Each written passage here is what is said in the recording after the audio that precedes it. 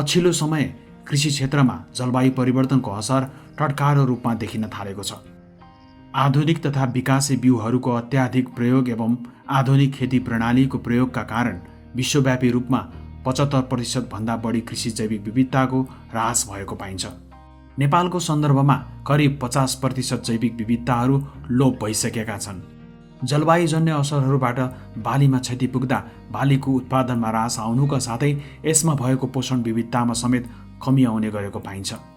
जलवायु परिवर्तनको कारणले गर्दा पहिले जत्तिकै उत्पादन बढी थियो त्यो उत्पादन अहिले घटेर गइरहेछ। ठ्याक्कै दोब्बर घटेको छ। किनभने पहिला समयमा पानी पर्थ्यो, समयमा कृषकहरूले लगाउन पाउँथ्यो। अहिले अब कति बेला हत्तै खडेरी पर्छ त कति बेला हत्तै पानी परेको परि हुन्छ। अहिले त जलवायु परिवर्तन धेरै भइरहेछ। यो कात्तिकको महिनामा धेरै पानी आएको भनेको अहिले साल हो। यो सालमा धेरै पानी आएर बारीहारी गऱ्यो, खतम बनायो। यस्तो काटेको धानहरू पनि भिजायो, केही बगायो बारीहरू, त्यस्तो भयो। जलवायु परिवर्तन त अहिले धेरै भइरहेछ वृद्धि। नेपालमा हालसम्म सूचीकृत बालीहरू प्रायसो 1 रुपियाँ खालका भएकाले प्रत्येक वर्ष यिनीहरूको उत्पादनमा गिरावट आउनुका साथै यस्ता बालीहरूमा नयाँ नयाँ रोग किराका प्रकोपहरू देखिन थालेका छन्। साना कृषकहरूका बाहुल्यता भएको देश नेपालमा विकासे जातहरूबाट कृषकहरूले भने जस्तो फाइदा लिन सकिरहेका छैनन्। प्रतिकूल हावापानी र मौसमका कारण उनीहरू बिउमा परनिर्भर हुनु परिरहेको छ। कृषकहरूले भोगिरहेका यिनै समस्याहरू कम गर्न आइफाडको आर्थिक सहयोगमा बायोभर्सिटी इन्टरनेसनल मार्फत लिबर्ड र नेपाल कृषि अनुसन्धान परिषद नार्कले नेपालका लमजुङ र जुम्ला जिल्लामा आनुवंशिक विविधता तथा उत्परिवर्तनशील बाली प्रजनन विधिको प्रयोग गरी असिंचित क्षेत्रमा परिवर्तित जलवायु, दिगो उत्पादकत्व र पोषणयुक्त बालीका लागि किसानको अनुकूलन क्षमता वृद्धि सम्बन्धी परियोजना सञ्चालनमा ल्याएको थियो। आकाशे खेतीमा साना सीमान्त कृषकहरूको जीविकोपार्जन, खाद्य सुरक्षा र पोषण सुरक्षाको लागि केही योगदान दिन सकिन्छ कि भन्ने हिसाबले यो उत्परिवर्तनशील बाली प्रजननको परियोजना सुरु गरिएको हो। यसको इभोल्युसन सुरुवात चाहिँ त 100 वर्ष भयो अमेरिकामा यसको चाहिँ सुरुवात भयो, तर ग्लोबल लेभलमा एडाप्टेसन रेट चाहिँ एकदम स्लो भयो यसको। अनि पछि कालान्तरमा यो 20-22 वर्ष अगाडि चाहिँ अनि विभिन्न देशले यो चाहिँ रियलाइज गर्यो। त्यो इपिबीको ओरिजिन सुरुमै भए पनि त्यसले चाहिँ मार्केट लिन सकेन। एकल बाली लगाउँदाखेरि विभिन्न समस्या देखियो। अनि त्यसको अल्टरनेटमा के त भने जाँदाखेरि अनि त्यो पासलाई हामीले एनालाइसिस गर्दाखेरि अनि त्यो चाहिँ एउटा अल्टरनेटिभ अप्सन देखियो। हुन त किसानले चाहिँ सधैँदेखि गरिरहेको छ। कृषकहरू आफैले बिउ जोगाउन सक्ने र हावापानी तथा जोखिमसँग अनुकूलित हुन सक्ने जातका विकास गर्न सके साना तथा सीमान्तकृत कृषकहरूका लागि ठूलो योगदान हुने देखिन्छ। यस्ता आनुवंशिक विविधता भएका जात उत्पादन गर्नका लागि उत्परिवर्तनशील बाली प्रजनन एक सरल र प्रभावकारी विधि साबित भएको छ। उत्परिवर्तनशील जातीय समूहको विकास 2 किसिमले गर्न सकिन्छ। पहिलो, विभिन्न जातहरूको बीचमा सङ्करण वा क्रस गराई निस्किएका सयौं सन्तानहरूलाई मिसाएर बनाएको सहमिश्रित समूह, र दोस्रो, उपलब्ध सबै रैथाने र विकासे जातहरू मिसाएर बनाइएको जातीय समूह वा उपसमूह। यस परियोजना अन्तर्गत भने दोस्रो तरिकालाई उपयोगमा ल्याइएको थियो। साना सीमान्त कृषकहरूको खाद्य सुरक्षामा योगदान दिन सक्ने बालीहरू हामीले खास गरेर चिसो सहन सक्ने लेकाली धानको हिमाली भेगमा जुम्लामा र लमजुङमा पनि अलिकति मध्यम पहाडको अलिक चिसो र रैथाने जातमा हामीले फोकस गरेका छौँ। किनभने यी जातहरूमा नेपाल सरकारले र धेरै अनुसन्धान पनि नभएको र अहिले जलवायु पनि निकै परिवर्तन भएको र रैथाने जातहरू लोप हुने अवस्थामा भएको र रैथाने जातको जुन विविधता छ जसले जलवायुलाई अनुकूलन गरेर अनुकूलित उत्पादनमा वृद्धि गर्न सकिन्छ, त्यो खाले गुण भएका जातहरू हराइसकेको अवस्था भएको हुनाले हामीले त्यस्ता जातहरू नेपालभरि सङ्कलन गरेर विभिन्न जातीय विविधता भएका धान र सिमीमा खास गरेर हामीले यो परियोजना फोकस गरेका छौँ। ती जातहरू सङ्कलन गर्ने र त्यसलाई मिश्रण गर्ने र त्यसलाई बाली प्रजनन गरेर कृषकको प्रत्यक्ष सहभागितामा त्यो बालीको छनौट र होइन त्यसमा सुधार गर्ने प्रक्रिया भइरहेको छ।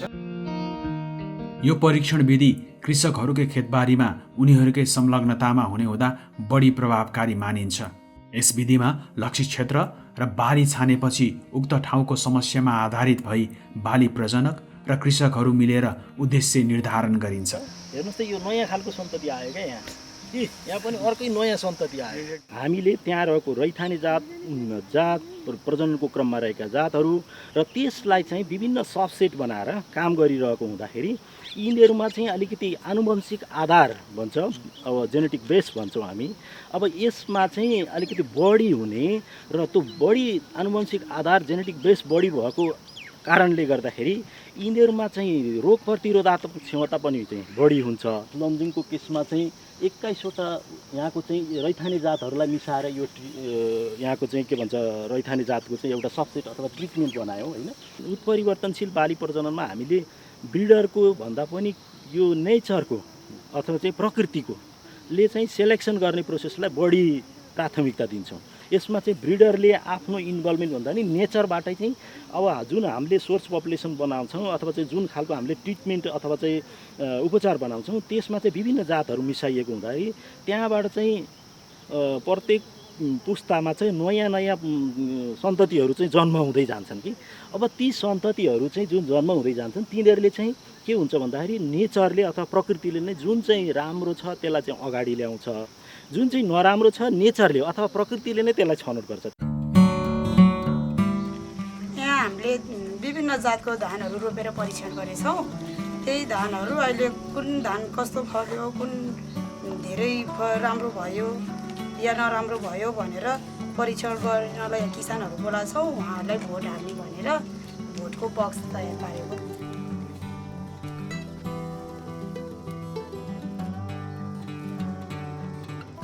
पहिलाबाटै हामी पुरानै आफ्नै रैथाने बालीहरू मात्रै लगाइराखेका थियौँ।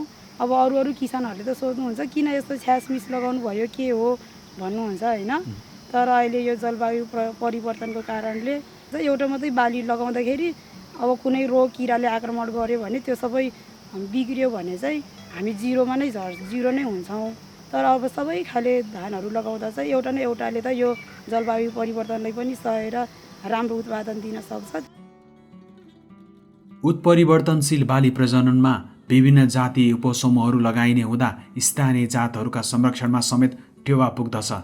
साथै उत्परिवर्तनशील जातीय उपसमूहलाई बढीभन्दा बढी प्रकृतिसँग घुलमिल र अन्तर्क्रिया गर्न दिइने हुँदा विकसित जातहरू जलवायु अनुकूलित तथा दिगो उत्पादकत्व दिने खालका हुन्छन्।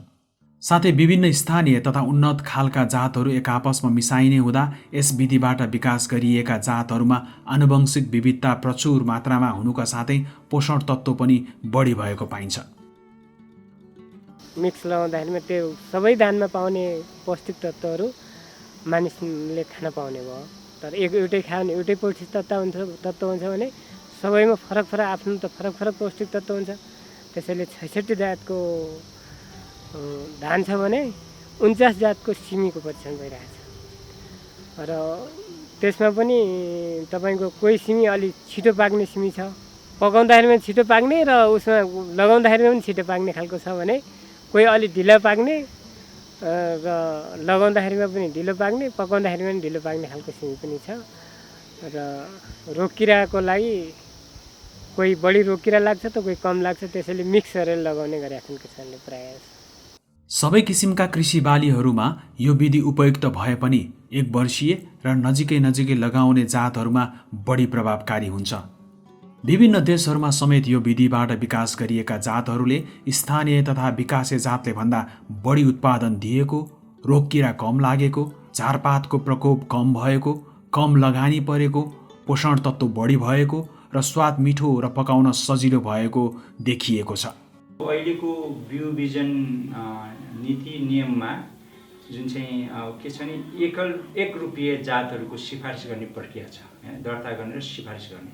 यसले गर्दाखेरि यो बहुरूपिय जातहरू विविधतायुक्त जातहरू खास गरी रैथाने बालीका जातहरूको सिफारिसमा समस्या आएको छ, दर्ता गर्ने प्रक्रियामा समस्या आएको छ। त्यसकारण हामीले सकेसम्म यो परियोजना मार्फत नीतिगत पैरवी गरेर किसानहरूको क्षमता अभिवृद्धि गरेर सामुदायिक ब्याङ्कका किसान र सरकारवाला सङ्घ संस्थाहरूको क्षमता अभिवृद्धि गरेर नीतिगत पैरवी गरेर यो नीतिमा पनि बहुरूपिय जातको सिफारिस र दर्ता गर्ने प्रक्रियामा पनि हामी लागिरहेका छौँ। अहिले आएर विभिन्न देशहरूले यो चाहिँ अल्टरनेटिभ बट सस्टेनेबल सिस्टम, यो करेन्ट हाम्रो क्लाइमेट चेन्जको कन्टेक्स्टमा प्लस अहिले त विभिन्न स्ट्रेसहरू वर्ल्डमा आइरहेको छ, सबै स्ट्रेसलाई म्यानेजमेन्ट गर्नको लागि यो चाहिँ ब्रिडिङको मेथडमा यो चाहिँ सिम्पल वे आउट भएको हुनाले अहिले यसको ट्रेन्ड चाहिँ अलिक बढेको चाहिँ देखिन्छ। त्यो छ्यासमिते जातलाई रजिस्टर गर्ने प्रोभिजन चाहिँ पोलिसीमा हुनुपर्छ भनेर